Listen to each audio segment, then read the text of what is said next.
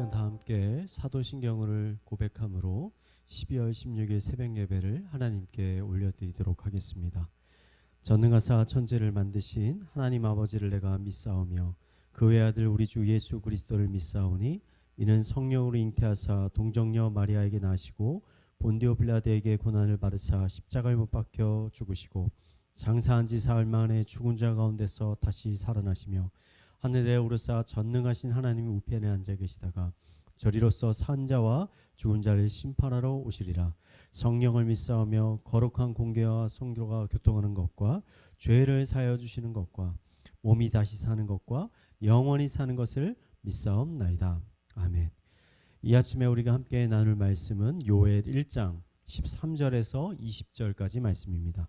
우리 함께 읽도록 하겠습니다. 제사장들아 너희는 굵은 배로 동이고 슬피 울지어다. 제단에 수종드는 자들아 너희는 울지어다.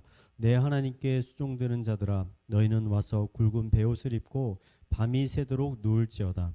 이는 소제와 전제를 너희 하나님의 성전에 드리지 못함이로다. 너희는 금식일을 정하고 성회를 소집하여 장로들과 이 땅의 모든 주민들을 너희 하나님 여호와의 성전으로 모으고 여호와께 부르짖을지어다. 슬프다 그날이여 여호와의 날이 가까웠나니 곧 멸망같이 전능자에게로부터 이르리로다. 먹을 것이 우리 눈앞에 끊어지지 아니하였느냐? 기쁨과 즐거움이 우리 하나님 성전에서 끊어지지 아니하였느냐? 씨가 흙덩이 아래서 썩어졌고 창고가 비었고 곡관이 무너졌으니 이는 곡식이 시들었음이로다. 가축이 울부짖고 소떼가 소란하니 이는 꼴이 없음이라. 양떼도 피곤하도다.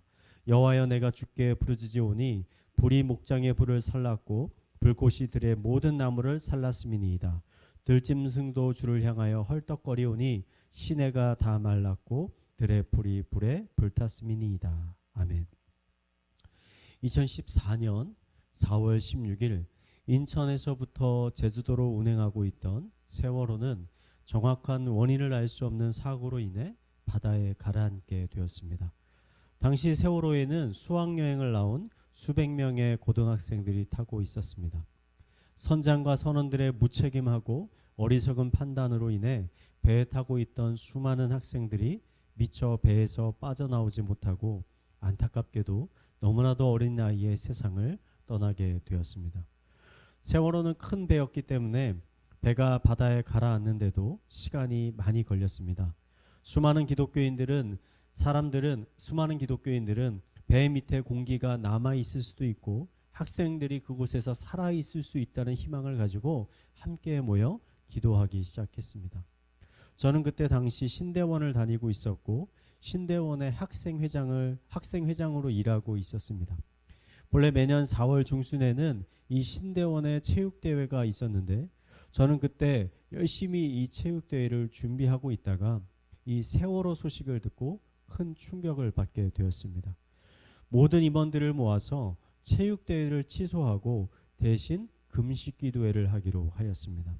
신대원에 있는 모든 학생들이 예배당에 모여서 하루 종일 금식하며 끔찍한 사고를 당한 아이들과 또 이 아이들의 가족들을 위해 열심으로 기도하였습니다.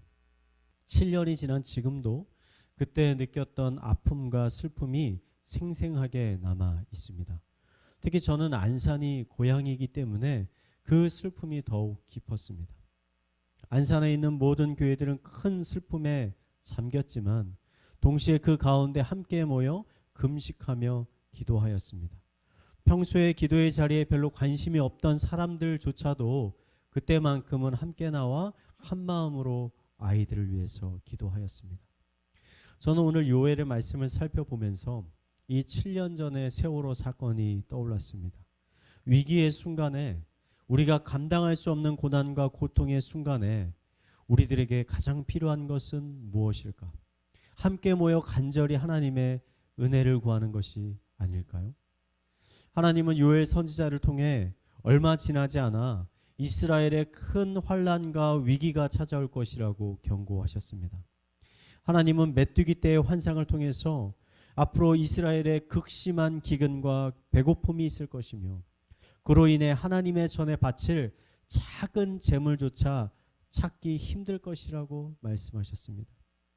이스라엘과 같이 신정 국가에서 신에게 바칠 제물을 구할 수 없다라는 것은 앞으로 이스라엘에 닥칠 고난은 이전에 그들이 경험했던 어떠한 고난보다도 심각할 것임을 미리 그들에게 보여주고 있는 것입니다. 이러한 엄청난 고난과 환난 앞에서 과연 이스라엘은 무엇을 할 수 있을까요? 하나님은 14절에 이렇게 말씀하십니다. 너희는 금시기를 정하고 성회를 소집하여 장로들과 이 땅의 모든 주민들을 너희 하나님 성전에 모으고 여호와께 부르짖을지어다. 너희는 금식하며 함께 모여 여호와 하나님께 부르짖으라. 저는 이것이 기독교인이 환난과 고난을 이겨내고 또 대배하는 가장 좋은, 아니 유일한 방법이라고 생각을 합니다. 전 세계는 코로나라는 질병으로 인해 2년 동안이나 고통받고 있습니다.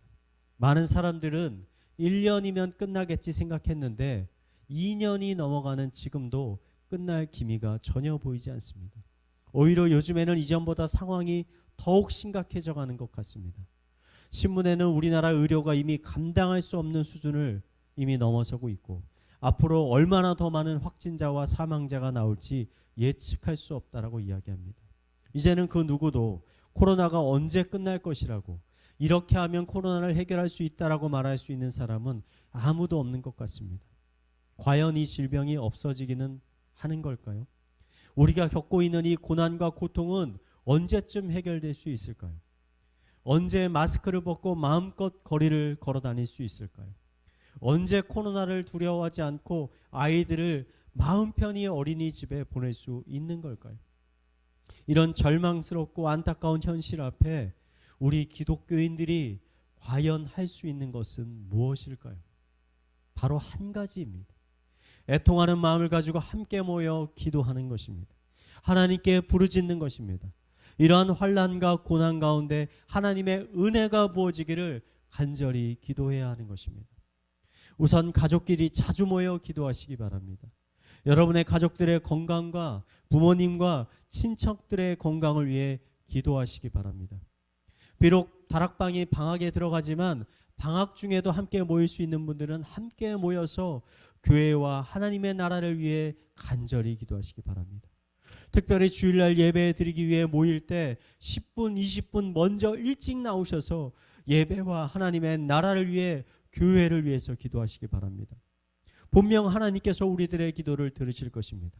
그리고 그 기도에 신실하게 응답하실 것입니다. 언젠가 마른 땅에 하나님의 은혜의 단비가 내리게 될 것입니다. 비어있는 외양간에 온갖 짐승들의 울음소리가 가득 차게 될 날이 올 것입니다. 논밭의 열매들이 풍성히 열리고 하나님이 주신 풍족한 곡식들을 들고 하나님의 전에 나와 하나님께 예배할 그러한 날이 반드시 찾아오게 될 것입니다. 이러한 여호와의 회복의 날을 기대하며 오늘 하루도 하나님께 무릎으로 나아가는 성도님들이 되시기를, 그래서 하나님이 주시는 그 회복하심을 누리게 되는 성도님들이 되시기를 이 시간 마지막으로 축원을 드리겠습니다. 우리 함께 말씀을 묵상하며 기도하도록 하겠습니다. 하나님, 우리의 심령 가운데 하나님을 찾고 만나고자 하는 열망을 허락하여 주시옵소서. 환난과 고난 가운데 오직 하나님만이 나의 구원이시오, 나의 방패시오, 나의 반석이심을 깨닫고 오직 하나님만을 의지하며 나아가는 주의 거룩한 백성들이 되게 하여 주시옵소서.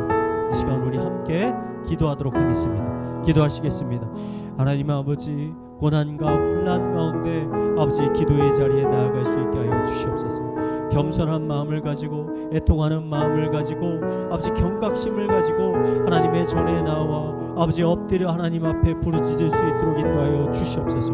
우리의 마음을 하나로 모아주시고 성도들이 함께 모여 하나님을 찾고 찾을 때 우리를 만나 주시고 우리의 가까이 다가와 주시고 우리의 기도를 들어주시고 또 응답하여 주시옵소서. 놀라운 하나님의 회복의 역사, 보호하심의 역사, 승리하심의 역사를 경험할 수 있도록 인도하여 주시옵소서. 우리 이어서 교회를 위해서 기도하도록 하겠습니다. 연말에 있는 특밤을 위해서 기도하겠습니다.